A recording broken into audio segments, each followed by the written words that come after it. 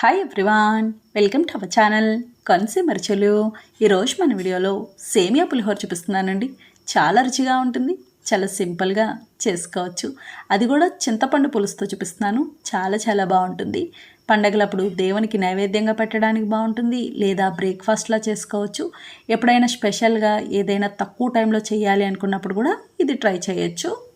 సేమియా పులిహోరకి సేమియా పెద్ద గ్లాసుతో 2 గ్లాసులు తీసుకున్నానండి. ఇది గ్రాముల్లో చూసుకుంటే 280 గ్రాముల సేమియా ఉడికించుకునే దానికంటే ముందుగా చింతపండు నానబెట్టి ఉడికించి పక్కన పెట్టుకుంటే తర్వాత సేమియా ఉడికించుకోవచ్చు.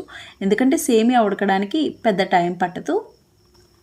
2 నిమ్మకాయల సైజ్ అంతా చింతపండు తీసుకున్నాను. ఇది 50 గ్రాముల చింతపండును ఒకసారి కడిగి ఇలా తగినన్ని నీళ్లు పోసి నానబెట్టుకోవాలి. నేను పెద్ద గ్లాస్తో 1 గ్లాస్ వరకు వేసుకున్నానండి. చూడండి, ఇది ఇలా బాగా నానింది కదా. ఇప్పుడు ఒకసారి మెత్తగా కలుపుకొని ఒక స్ట్రైనర్లోకి వేసి గుజ్జు మొత్తం తీసుకోవాలి. ఇంకొన్ని నీళ్లు పోస్తున్నాను. పల్చగా ఉండకూడదండి, కాస్త చిక్కగా తీసుకోవాలి. నీళ్ళు ఎక్కువ పోసుకోకూడదు. పల్చగా ఉంటే ఉడకడానికి టైం పడుతుంది. చూడండి, మొత్తం అంతా ఇలా తీసుకున్నాం కదా. ఇప్పుడు ఇది ఉడికించుకుందాం. ఈ విధంగా ఉండాలండి, కొంచెం చిక్కగా ఉంటే సరిపోతుంది. స్టవ్ ఆన్ చేసి ప్యాన్ పెట్టి నూనె వేసుకోవాలి. నూనె చాలా తక్కువ పడుతుంది. నూనె వేడయ్యాక మనం ముందుగా తీసుకున్న చింతపండు పులుసు అంతా వేసుకోవాలి. ఇందులో తగినంత ఉప్పు, చిన్న బెల్లం ముక్క వేసుకోవాలి. ఈ మాత్రం బెల్లం అయితే పడుతుంది.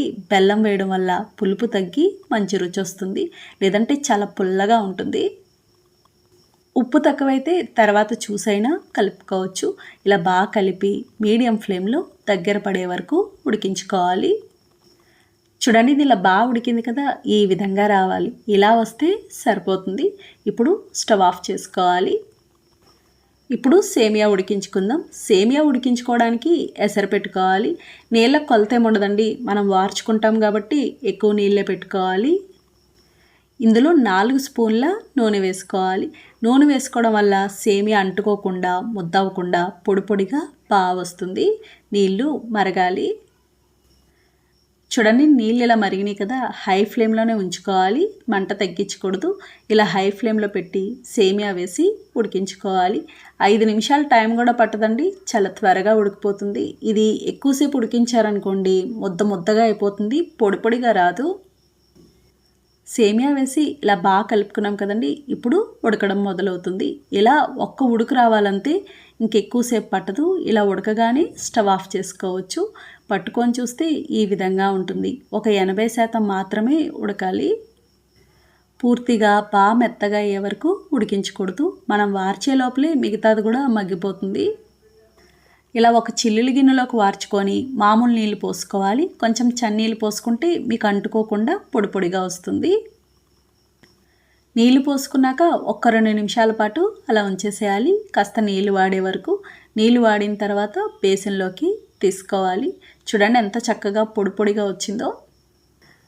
చూసారు కదా, 5 నిమిషాలు కూడా పట్టలేదు సేమియా ఉడకడానికి. ఇది కాస్త చల్లారాలి. చల్లారే లోపల పోపు పెట్టుకుందాం. పోపు కోసం ప్యాన్ పెట్టి నూనె వేసుకోవాలి. నూనె వేడయ్యాక 3 స్పూన్ల వేరుశెనగ గుళ్ళు వేసి వేయించుకోవాలి. వేరుశెనగ గుళ్ళు వేగడానికి కాస్త టైం పడుతుందండి. ఇవి వేగిన తర్వాత మిగతావన్నీ వేసుకుంటే అన్నీ సమానంగా వేగుతాయి. చూడండి, వీళ్ళ బాగా వేగినాయి కదా. ఇప్పుడు ఇందులో 1.5 స్పూన్ పచ్చిశనగపప్పు, 1.5 స్పూన్ మినపప్పు, 1 స్పూన్ ఆవాలు, 1/2 స్పూన్ జీలకర్ర, 2 స్పూన్ల జీడిపప్పు వేసి వేయించుకోవాలి. ఏ పులిహోరకైనా పోపు ఎక్కువ ఉంటే బాగుంటుంది. ఇలా సేమియా కానీ, అన్నంతో చేసేది కానీ, బియ్యం రవ్వతో చేసేది కానీ ఏదైనా సరే తాలింపు గింజలు ఎక్కువ ఉండాలి. చూడండి, పోపు గింజలన్నీ ఇలా బాగా వేగినాయి కదా. ఇలా వేగాక పచ్చిమిర్చి 6 కాయలు, ఎండుమిర్చి ముక్కలు, ఎండుమిర్చి 3 కాయలు, కొంచెం కరివేపాకు, 1/2 స్పూన్ పసుపు, 1/2 స్పూన్ ఇంగు వేసి కలుపుకోవాలి. చూడండి, ఇలా బాగా వేగినాయి కదా. ఇప్పుడు స్టవ్ ఆఫ్ చేసుకోవాలి. పోపు సిద్ధంగా ఉంది, అన్నీ రెడీగా ఉన్నాయి కాబట్టి పులిహోర కలుపుకోవచ్చు. ఈ లోపల మనకి సేమియా కూడా కాస్త చల్లారింది. ఇప్పుడు పులిహోర కలుపుకుందాం. ముందుగా మనం ఉడికించుకున్న చింతపండు పులుసు వేసుకోవాలి. చింతపండు పులుసు అంతా ఒకేసారి వేసుకోకూడదండి. ముందు కొంచెం వేసుకొని అంతగా పులుపు తక్కువైంది అనుకుంటే తర్వాత చూసి వేసుకోవచ్చు. పోపు మాత్రం మొత్తం వేసేసుకోవచ్చు. ఇలా ఇవి వేసుకొని బాగా కలుపుకోవాలి. ఈ సేమియా పులిహోర ఎక్కువగా నిమ్మరసం వేసి చేస్తాము.